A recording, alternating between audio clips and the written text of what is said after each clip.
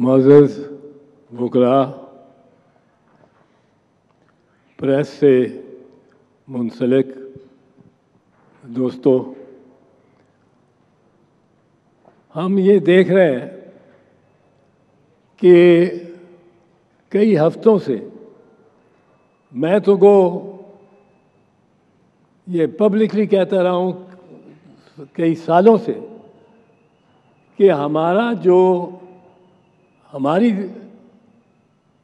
जो इदारा है अदलिया का, इसमें बहुत बड़ी दरार पड़ गई है। और ये यहाँ तक दरार पड़ गई है कि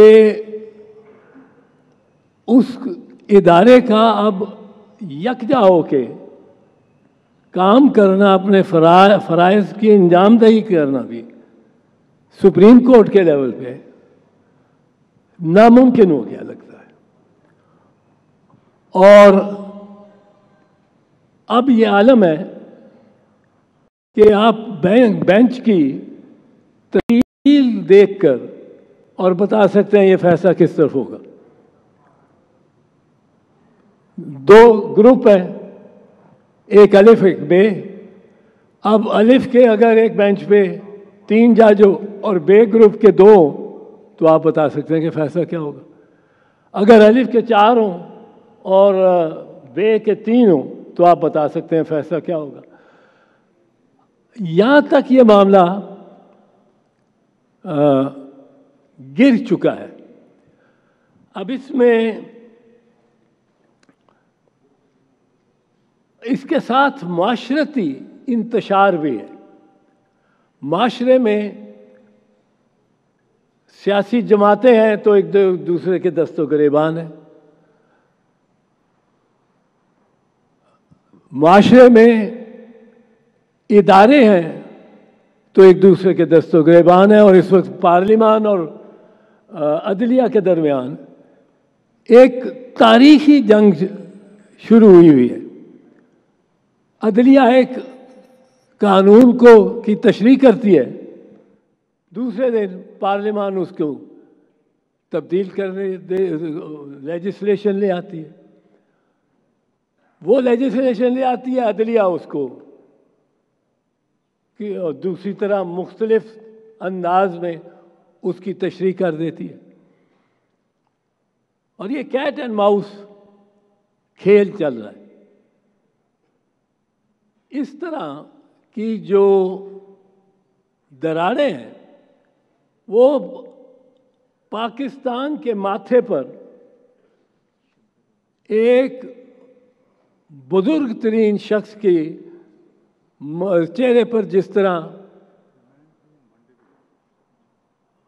लकीरें पड़ जाती हैं, वो उस तरह का पाकिस्तान का आलम हुआ हर किसी के साथ।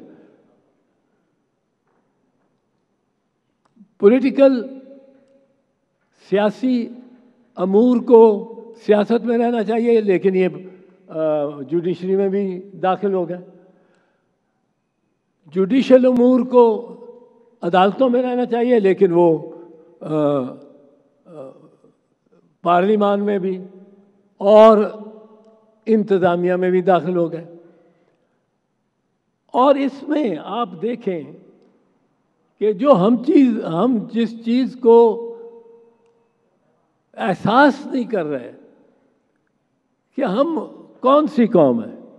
हम वो कौम है जिसने अपनी इस 70 साल में इस तरह खाया पिया, नारे लगाए, हवाई फायरिंग करके नुमाइशी हमने कंज्यूमरिज्म की कि हम अब इतनी बड़े कर्जे में जकड़े हुए हैं कि अगली 4 नस्लें उनकी कमाई जो उन्होंने कमाना है वो हम खा चुके हैं।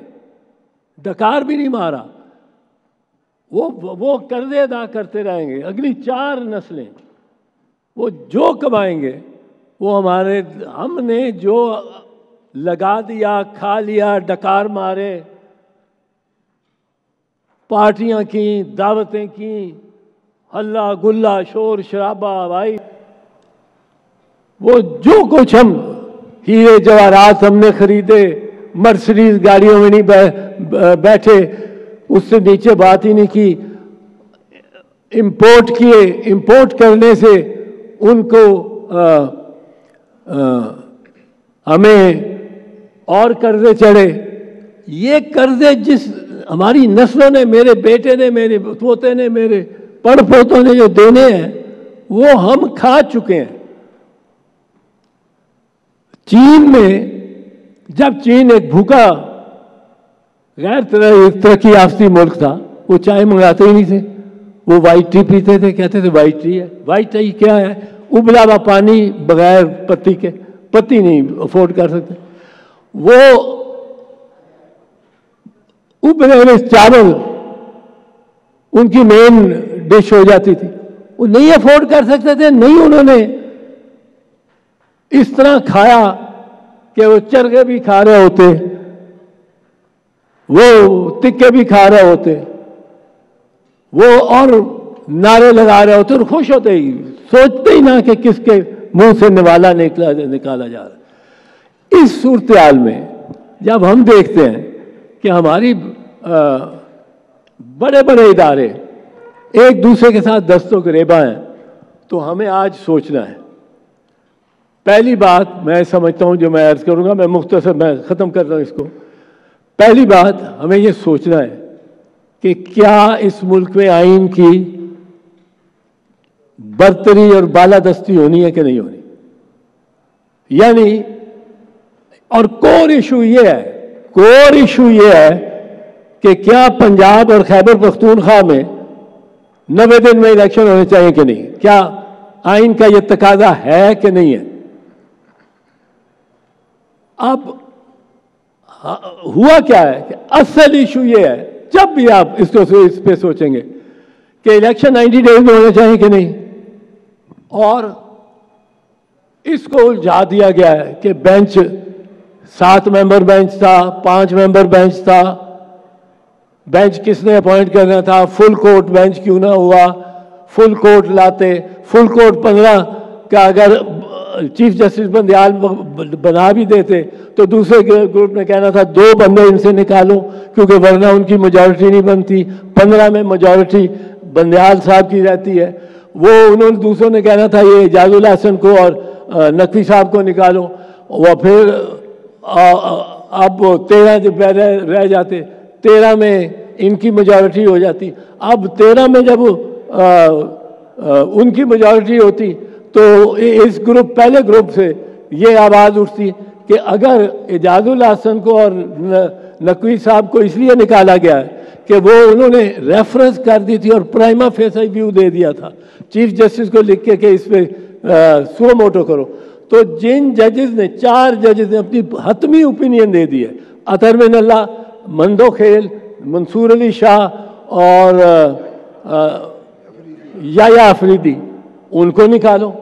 अब वो निकाल दो तो चीफ जस्टिस की बरतरी हो जाती है। अब ये कहाँ रुकना, ये डाइवर्जनरी है, ये बात डाइवर्जनरी है कि बेंच किसने बनाना है। भाई असल बात ये है, आप इलेक्शन कराओ, सारा मामला खत्म हो जाता है। आइन कहता है election not later than a date in 90 days, ये नहीं कहता कि within 90 days, not later than 90 days. So असल इशू ये है, उसको डाइवर्ट उससे करने के लिए, डाइवर्जन के लिए मुख्तलिफ इशूज उठाए गए हैं। अब इसमें जो फैसला सुप्रीम कोर्ट का हो, मैं पहले दिन से कहता रहा हूं, ये मैं आखिरी बात अर्ज करना चाहता हूं, ये जरा इंपॉर्टेंट है। मुझे 1.5 महीना पहले मीडिया ने पूछा कि क्या सुप्रीम कोर्ट के फैसले पर अमल दरामद हो जाएगा। मैंने कहा क्यों, आपको क्यों शक है? कि जी वो फौज कहती है हम नफरी नहीं दे सकते, वो रेंजर वाला इंटीरियर मिनिस्टर कहता है हम रेंजर नहीं दे सकते, वो क्या फाइनेंस मिनिस्टर कहता है मैं पैसे नहीं दे सकता, प्राइम मिनिस्टर कहता है کہ इस बेंच को नहीं मानते, और उसका भाई भी ये कहता है जो लंदन में बैठा हुआ है, हम तो बेंच को नहीं मानते तो इसका फैसला कैसे मान सकते हैं? तो ये तो हुकूमत उस पे फैसले पे अमल ही नहीं करेगी। मैंने कहा, और ये मेरा मौक़िफ़ है, कि सुप्रीम कोर्ट का फैसला जो हतमी हो उस पे अमल दरामद खुद ही होगा। यह कोई करिश्मा है हमारी आइन का भी, हमारी आइनी सोच का भी, कि जो सुप्रीम कोर्ट ने लिख दिया और वो फाइनल फैसला है 1 मार्च 2023 का, जिसमें उन्होंने कहा कि आप इलेक्शन कराओ।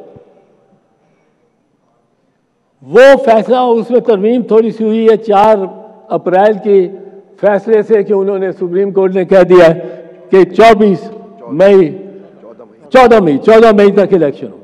ये इलेक्शन 14 मई को होंगे। ये बस ये soft power of this court होती है, अदालत की सॉफ्ट पावर होती है, उसको बंदूकें तोपों की जरूरत नहीं है। ये अगर लिख दिया है कोर्ट ने और उमर अता बंदयाल ने कि इलेक्शन 14 मई को होंगे, तो इलेक्शन 14 मई को होंगे।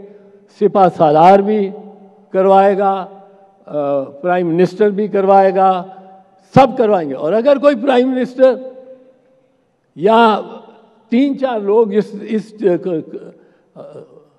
इस कोशिश में पाए गए कि इलेक्शंस ना हो और सुप्रीम कोर्ट को डिसोबे किया जाए, जैसे प्राइम मिनिस्टर ने तो कह दिया, लॉ मिनिस्टर ने तो कह दिया, इंटीरियर मिनिस्टर ने तो कह दिया, अब जिसने कह दिया कि हम नहीं मानेंगे सुप्रीम कोर्ट के वर्डिक्ट को, मैं ये समझता हूँ उसको जब तलब करेगी अदालत, वो आएगा तो उससे पूछा जाएगा, ये तुमने बयान दिया, आपने बयान दिया कि आप मानते ही नहीं सुप्रीम कोर्ट और इस फैसले को। वो यहाँ या ना करेगा, हाँ ही करनी पड़ेगी, तो वहीं कन्विक्ट होगा। अगर वो ना करेगा तो नेक्स्ट डे एविडेंस बुला लिया जाएगा उसको कन्फ्रंट करने के लिए।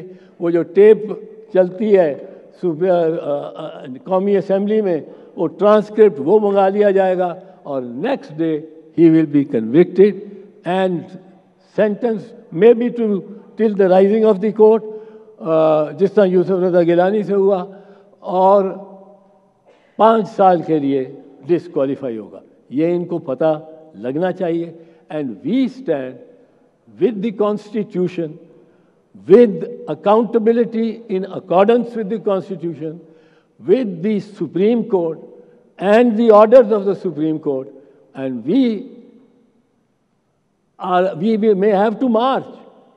अगर ये डिफाइंस सुप्रीम कोर्ट की सिपा सालार और उसके इदारे की तरफ से भी होना शुरू हो जाती है, और इस वक्त ये बड़े है कि सिपा सालार हमारे साथ है, पर मैं कहता हूँ अगर ये ऑर्डर सुप्रीम कोर्ट का रहे, कोई दुनियावी ताकत नहीं है जो उसको डिफाई कर सकती है।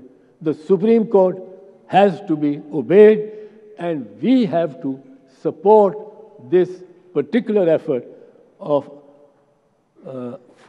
forcing people and the powerful institutions to obey the Supreme Court and the Chief Justice. Thank you. हवाए नफ्स की है हुक्मरानी, लुटेरा कर रहा है पासबानी।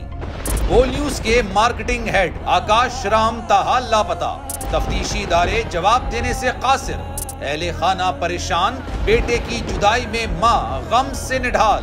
जो बच्चो हिंदू पर आए थे जो को आन पाकिस्तानी, मुखे मेहरबानी करे पंजो आकाश वापस कयो। हुकूमत से बेकसूर और मुहिब्बे वतन बेटे की बाजियाबी के लिए फरियाद।